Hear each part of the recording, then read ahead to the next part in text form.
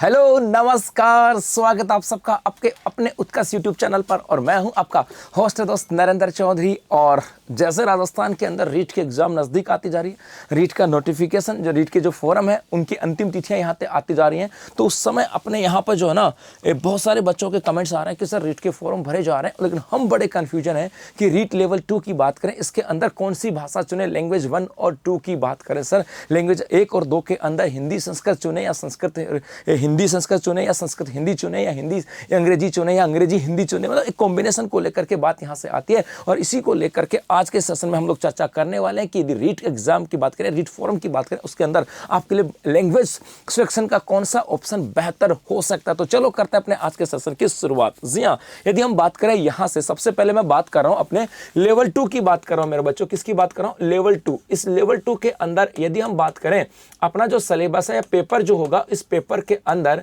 4 portion यहां पर होने वाले, 4 पार्ट इसके अंदर होंगे। और इन 4 पार्टों के अंदर यदि हम बात करें, फर्स्ट पार्ट जो होगा ये चाइल्ड डेवलपमेंट एंड पेडागोजी का। सेकंड पार्ट की बात करें, इस सेकंड के अंदर आपकी लैंग्वेज आने वाली है, लैंग्वेज फर्स्ट लैंग्वेज होगी। और थर्ड की बात करें तो यहां पर भी आपके लैंग्वेज आने वाली सेकंड लैंग्वेज। इसका मतलब बच्चा बड़ा कंफ्यूजन है कि सर मैं फर्स्ट और सेकंड में कौन कौन सी लैंग्वेज लूं, क्योंकि यहां पर लैंग्वेज का मतलब है कि भैया आप हिंदी चुन सकते हो, अंग्रेजी चुन सकते हो, उर्दू चुन सकते हो, संस्कृत चुन सकते हो, है ना, और पंजाबी की बात करें वो यहाँ पे चुन सकते हो, तो गुजराती यहाँ पर चुन सकते हो। तो यहाँ पर आता है कि गुरुजी ऐसा कोई कॉम्बिनेशन हो जो हमारे आने वाले एग्जाम के लिए इंपॉर्टेंट हो सकता है, उसी की बात यहाँ पर करें। तो इसको लेकर के थोड़ा सा आपको ध्यान में रखना होगा। यदि हम पर बात करें सामान्यतः आपके यदि लेवल 2 की बात करें, इस लेवल 2 के अंदर आपके हो जाता है, एक तो एसएसटी की बात की जाती है, एक आपके मैथ्स की बात की जाती है, एक आपके हिंदी की बात की जाती है, एक संस्कृत इंग्लिश की बात यहाँ पर की जाती है। तो जिन बच्चों के लेवल 2 के अंदर आपका सब्जेक्ट इंग्लिश है, जिन बच्चों का सब्जेक्ट इंग्लिश है, उनके तो कोई इशू ही नहीं है, क्योंकि उनको तो आपको एक लैंग्वेज तो कौन सी चुननी है? अंग्रेजी। जिन बच्चों के, यदि मैं बात करूँ यहाँ से कि भाई जिन बच्चों के सेकेंड लेवल की बात करें, L2 के अंदर जिनका मेन सब्जेक्ट आपका इंग्लिश है ना भाई, जिनका इंग्लिश सब्जेक्ट है, उनको तो सोचने की जरूरत नहीं है, क्योंकि उनके लिए एक भाषा तो आपकी क्या होगी? एक भाषा तो उनकी अंग्रेजी ही होगी, इंग्लिश ही होगी। उसके बाद में सेकंड भाषा चुननी है। उनकी इंग्लिश वालों की बात करें, एक भाषा तो होगी, और उनकी सेकंड भाषा की बात करें, सेकंड भाषा वो अपने इंटरेस्ट के अनुसार देख सकते हैं, या तो हिंदी या संस्कृत, और ज्यादातर वो प्रायोरिटी पे रखते हैं आपके हिंदी। लेकिन समस्या यहां पर आती है बाकी की बात करें कि बाकी वाले जो बच्चे हैं वो किसका चयन करें, बाकी वाले किसका चयन करें। तो मैं थोड़ा सा यहां पर दोनों को बता दूं कि L1 के अंदर और L2 के अंदर दिया तो हिंदी चुनते हो तो दोनों में अंतर क्या है, यदि इंग्लिश चुनते हो तो दोनों में अंतर क्या है, और यदि संस्कृत चुनते हो तो यहां पर दोनों में अंतर क्या है। यदि आप सेकंड आप बात करें एज ए फर्स्ट लैंग्वेज, यदि आप एज ए फर्स्ट लैंग्वेज की बात करें, as a first language Hindi चुनते हो तो आपके सिलेबस में ये पोर्शन आने वाला है। जैसे एक पठित अपठित गद्यांश आएगा और उसमें से कई व्याकरण संबंधी चीजें यहां पर पूछी जाएंगी। मतलब आपके पास व्याकरण का ज्ञान तो यहां पर होना चाहिए।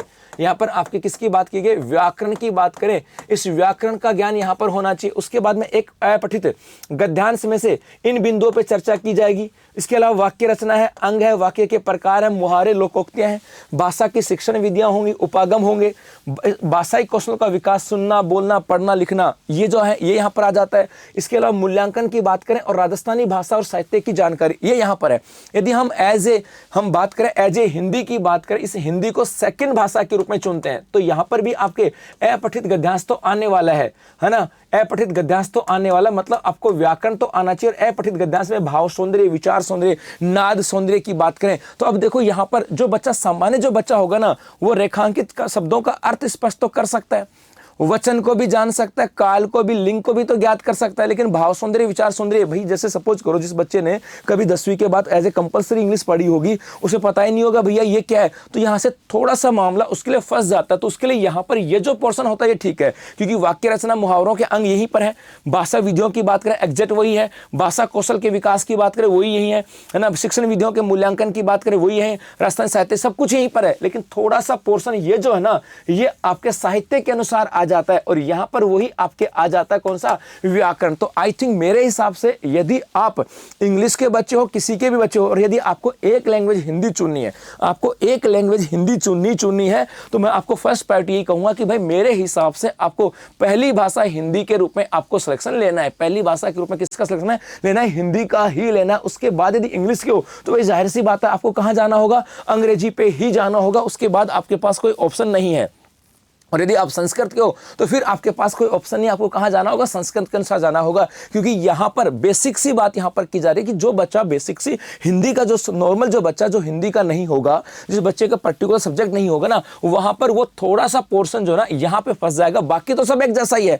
भाषा शिक्षण विधियों की बात करें, उपागम की बात करें, वो यहाँ पर है। भाषा कौशल विकास की बात, सब कुछ यहाँ पर है। बस यहाँ पे थोड़ा सा ये व्याकरण है, ये यहाँ पर थोड़ा सा पोर्शन आता है आपका साहित्य का, और यहाँ पर साहित्य का है नहीं। तो ये चीजें तो हम निकाल सकते हैं। तो मेरे भाई, जो बच्चा अब रीट के फॉर्म भरने जा रहा है, तो यदि उनके मन में ऐसा कोई कंफ्यूजन हो, तो यदि उनको लगे कि उनका साहित्य बेहतर है, उनका साहित्य बेहतर है, तो फिर तो वो इस पोर्शन के ऊपर जा सकता है, वो इस पोर्शन के ऊपर जा सकता है एज ए सेकेंड लैंग्वेज। तो अपनी सेकेंड लैंग्वेज तो क्या कर लेगा, सेकेंड लैंग्वेज तो क्या कर लेगा, हिंदी कर लेगा। और उसके बाद फर्स्ट लैंग्वेज में यदि अंग्रेजी का है तो अंग्रेजी हो जाएगी, और यदि अंग्रेजी का नहीं है तो संस्कृत हो जाएगी। हमारे पास ऑप्शन नहीं बचा। और यदि वो बाकी इसके अलावा कोई है, तो उसे फर्स्ट लैंग्वेज किस रूप में जाना चाहिए, हिंदी के रूप में जाना चाहिए। बाद में तो संस्कृत या इंग्लिश में जो उसकी वैरायटी होगी। लेकिन मैंने यहाँ पे सिलेबस दोनों का लगाया है। उसके बाद चलें, यदि हम अंग्रेजी की बात करें, आप फर्स्ट लैंग्वेज इंग्लिश के रूप में चयन करते हो।